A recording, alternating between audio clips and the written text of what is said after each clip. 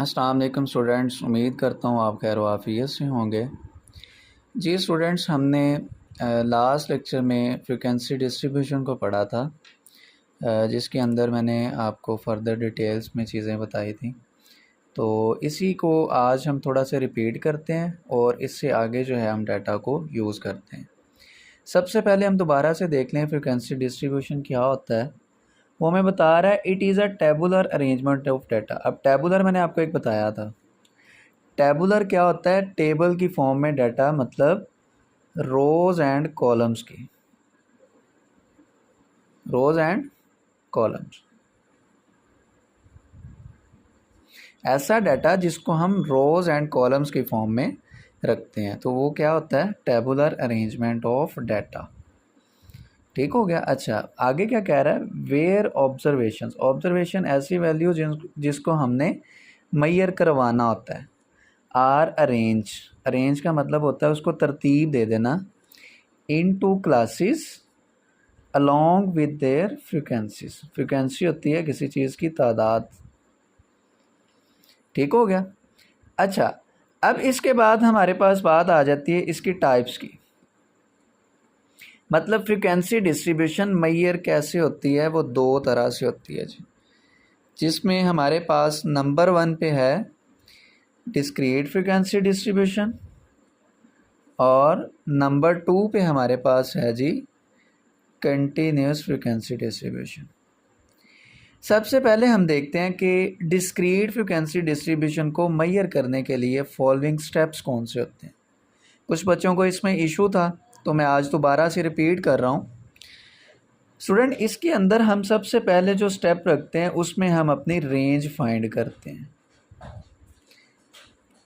अब जी स्टूडेंट, सबसे पहले हम क्या फाइंड करते हैं? रेंज। रेंज क्या होती है?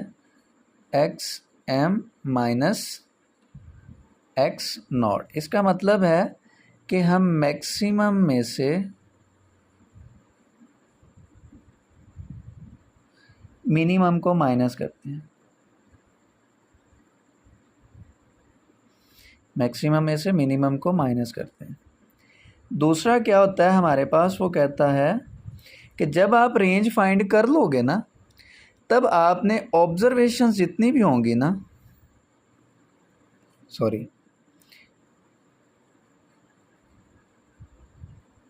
इनको आपने अरेंज कर देना है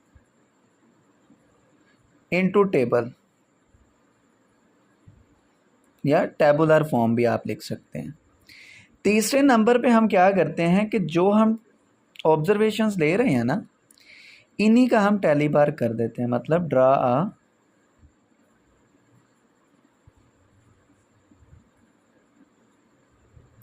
टैली बार। और फोर्थ नंबर पे हम क्या करते हैं? इसी डाटा की फ्रीक्वेंसी डिस्ट्रीब्यूशन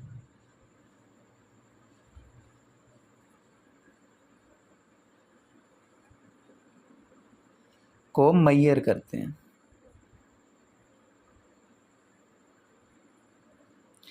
स्टूडेंट, ये तो बात थी पढ़े, मतलब इस चीज़ को रीड करने की। अब हम जाते हैं अपने मेन प्रैक्टिकल की तरफ। जी तो स्टूडेंट्स, मैंने ये कुछ डाटा लिया है जिसके अंदर मैंने वैल्यूज़ रख ली हैं। अब सबसे पहले काम क्या था? हम क्या फाइंड करते हैं? रेंज। रेंज मैंने आपको बताई थी कि x m minus x not. अब हम यहाँ पे देखते हैं हमारे पास सबसे मैक्सिमम वैल्यू कौन सी है। तो यहाँ से हम देखते जाएं तो हमारे पास सबसे बड़ी वैल्यू, एक बार ये 6 पड़ा हुआ है, इसके बाद नीचे आ जाए। हाँ, मैक्सिमम हमारे पास कितना है जी? 6। और मिनिमम वैल्यू जो इसमें सबसे छोटी वैल्यू है। अब मिनिमम वैल्यू हमारे पास क्या होगी? हम देख लेते हैं यहाँ पे, वो है जी 0। तो 6 माइनस 0 इज़ इक्वल टू 6। हमारी रेंज कितनी है जी? 6 तक।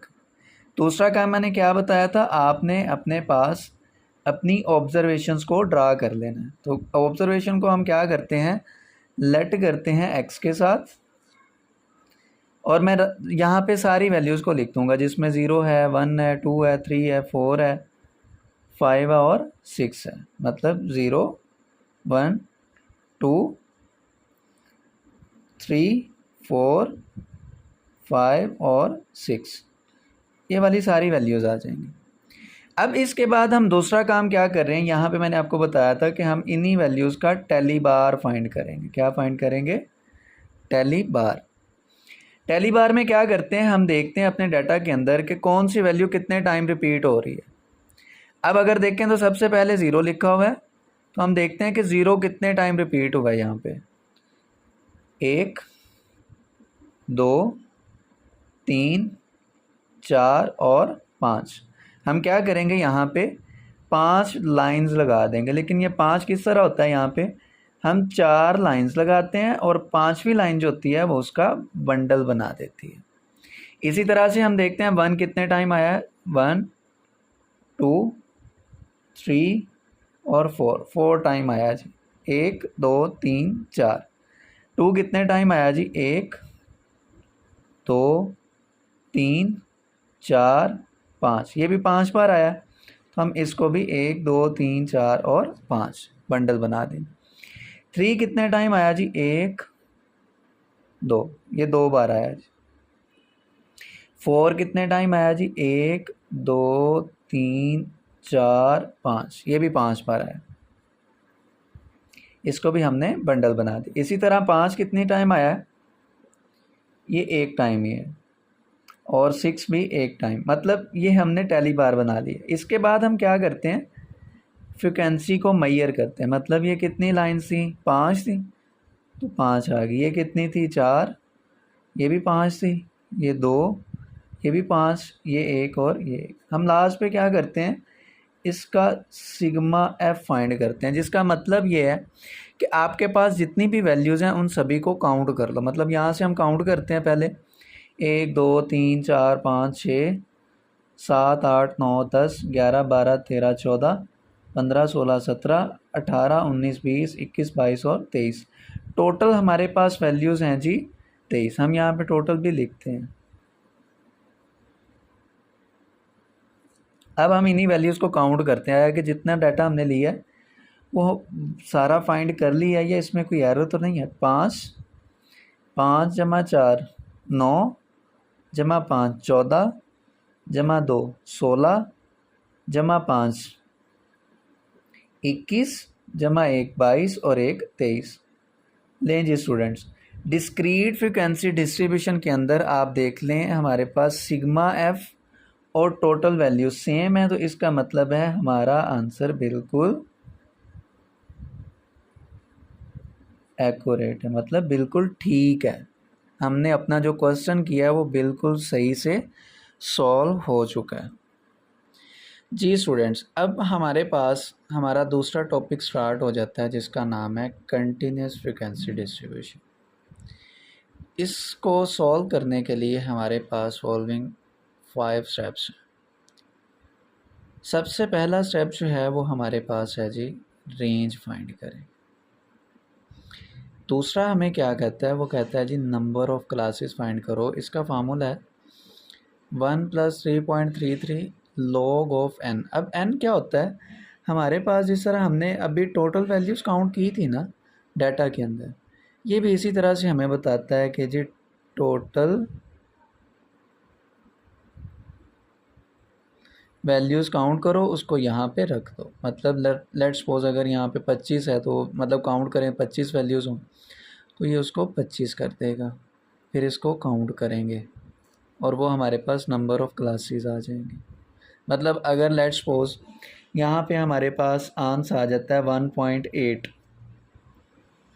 हम क्या करेंगे, इसको राउंड ऑफ करवा देंगे। ये राउंड ऑफ कैसे होता है मैं आपको बता दूं। अगर हमारे पास कोई वैल्यू जिसको पॉइंट के बाद वो 5 या 5 से बड़ी आ जाए, तो हम उसको आगे वाली वैल्यू के साथ राउंड ऑफ करवा के एक नंबर ऐड कर देते हैं। ये 0 था तो ये क्या हो जाएगा 1, और पॉइंट से बाद वाली वैल्यू को हम नहीं लिखते, वो ख़त्म हो जाती है।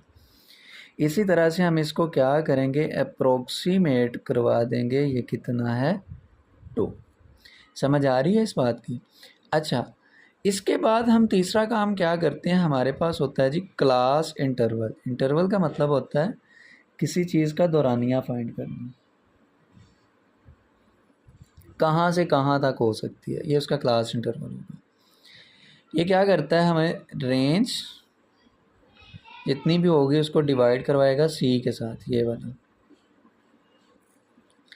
तो ये हमारे पास क्या आ जाएगा, उसका क्लास इंटरवल आ जाएगा। मतलब ये वाला स्टेप जो है ना 1.8 आई थिंक सो कि वो यहाँ पे आएगा। ये क्या होगा, ये नंबर ऑफ़ वैल्यूज़ को काउंट करके अपनी एग्जैक्ट वैल्यू बताएगा फ़िलहाल। ये मेरा ख्याल है आपके पास आ सकता है 10 भी आ सकता है, 12 भी आ सकता है, 15 भी आ सकता है। तो हम क्या करेंगे, इसको वहाँ पे लिख देंगे। अभी मैं फॉलोइंग आपको एक क्वेश्चन करवाता हूँ, उससे आपको हेल्प भी मिल जाएगी। अच्छा, फिर हम क्या करते हैं, उसी तरह से क्लासेस को बनाते हैं। क्लासेस बनाने के बाद उनका टेली बार फाइंड करते हैं और लास्ट पे उसी टेली बार की फ्रीक्वेंसी को मेजर कर लेते हैं। जी स्टूडेंट्स, ये मैंने एक डाटा लिख दिया है और ये जहन में रखिएगा कि ये डाटे का क्वेश्चन जो है वो हाफ मैं सॉल्व कर दूंगा, बाकी आपने असाइनमेंट के तौर पे मुझे सेंड भी करना है। अच्छा, अब इसमें मैंने वैल्यूज़ लिख दी हैं, ये सारी की सारी सेम एज इट इज़ वही काम। हम सबसे पहले क्या फ़ाइंड करेंगे, मैंने आपको अभी बताया है, हम इसकी रेंज फाइंड करेंगे। अब रेंज कैसे फाइंड होती है, मैंने आपको बताया था कि हमारे पास मैक्सिमम में से हम अपने मिनिमम को माइनस करेंगे। अभी देखें तो मैक्सिमम के अंदर 15, ये 15 वैल्यू हमारा मैक्सिमम है और मिनिमम हमारे पास 0 है। तो हम क्या करेंगे, यहाँ पे लिख देंगे 15 माइनस 0, तो ये क्या बन जाएगा 15। अब दूसरा काम हमने क्या करना था, हम वैल्यूज़ को काउंट करेंगे। तो काउंट कर लेते हैं जी स्टूडेंट्स, मैंने वैल्यूज़ काउंट की हैं। तो ये अभी मेरे पास 48 आई हैं। मतलब क्या कि यहाँ पे 1 + 3.33 log ऑफ 48। हम क्या करेंगे, यहाँ पे log फाइंड करेंगे 48 का, मतलब ये इक्वल टू हमें बताएगा कि ये कितनी वैल्यू बनती है। जी स्टूडेंट्स, तो ये हमारे पास हमारा आंसर आ जाएगा 6.59। इसको हम क्या करेंगे, हम अपना अप्रोक्सीमेट 7 भी करवा सकते हैं और अगर आपने 6 रखना हो तो 6 भी रख सकते हैं, इससे कोई इशू नहीं है। खैर हम इसको 7 रखते हैं। तो ये क्या बन जाएगा हमारे पास, हाँ आगे हम निकालते हैं अपना क्लास इंटरवल। मैंने आपको बताया ये क्या करता है, range divide by number of classes. Range कितनी थी हमारे पास, 15 थी, divide by number of classes. तो मैं अभी 6.59 ही रखता हूँ, मैं इसको अप्रोक्सीमेट नहीं करवा रहा। तो इसको अगर हम काउंट करते हैं ना तो 2.27 बनेगा। अब इसको हम राउंड ऑफ तो नहीं ना करवा सकते, मैंने आपको बताया कि यहाँ पे अगर 5 या इससे बड़ा होता नंबर, उसको हम आगे राउंड ऑफ भी करवा देते हैं। अच्छा, अब इसके बाद है जी उसी तरह से क्लासेस इंटरवल बनाओ, टेली बार फ्रिक्वेंसी। हमने क्या करना है, अब इंटरवल कैसे रखना है, ये अब हम लॉन्ग में स्टार्ट करने जा रहे हैं। जी स्टूडेंट्स, अब हम स्टार्ट करने जा रहे हैं अपने लॉन्ग को। फॉलोइंग स्टेप्स हमने देख लिए हैं सारा कुछ। अब हम यहाँ पे क्या करेंगे, अपनी क्लासेस लिखते हैं। इसके बाद दूसरा काम टेली बार,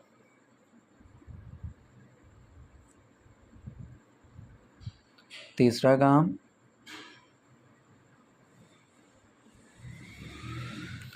फ्रीक्वेंसी। अच्छा, सबसे पहले हमने देखा था हमारा क्लास इंटरवल कितना था, दौरानिया कितना था, 2.27, तो ये 2 ही रहेगा। हमने क्या किया था, रेंज फाइंड की थी। रेंज के अंदर सबसे छोटी वैल्यू थी हमारे पास 0 और सबसे बड़ी वैल्यू थी 15। अब कैसे भला स्टार्ट करेंगे, इसके अंदर 2 वैल्यूज़ आएंगी। मतलब इसमें 0 से स्टार्ट करें तो 0 और 1, तो ये आ जाएगी 0 से लेके 1 तक।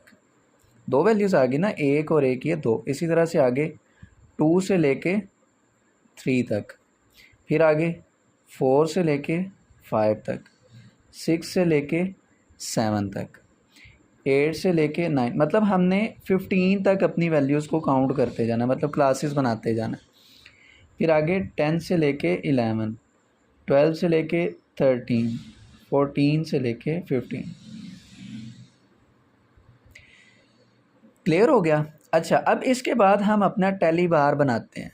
टैली बार कैसे बनता है हम देखते हैं। इसके अंदर पहले तो था हमने सिंगल वैल्यूज़ ली थी, ये आप देख रहे हैं। इसके अंदर हमने सिंगल वैल्यूज़ रखी, उन्हीं को काउंट कर लिया। अब हमारे पास क्या है जी, दो वैल्यूज़ हैं, 0 1 2 3 4 5। मतलब इस तरह से हमने डाटा को रखा है, डाटा को क्लास या ग्रुप के अंदर मैयर करवा दिया। तो ऐसा डाटा हमारे पास कौन सा डाटा कहलाता है, कंटिन्यूस डाटा। अच्छा, अब हम यहाँ पे काउंट करते हैं 0 और 1 को। 0 फिर आगे 1 2, मतलब 1 2 3 4 5 6 7 8 और 9। हम इसको कैसे करेंगे, 9 वैल्यूज़ हैं, 1 2 3 4 5 6 7 8 और 9। इसके बाद 2 से लेके 3 तक देखते हैं, 1 2 3 4 5 6 7 8 9, ये भी 9 है। 1 2 3 4 5 6 7 8 और 9। इसके बाद हम देखते हैं 4 से लेके 5 तक कितनी है, 1 2 3 4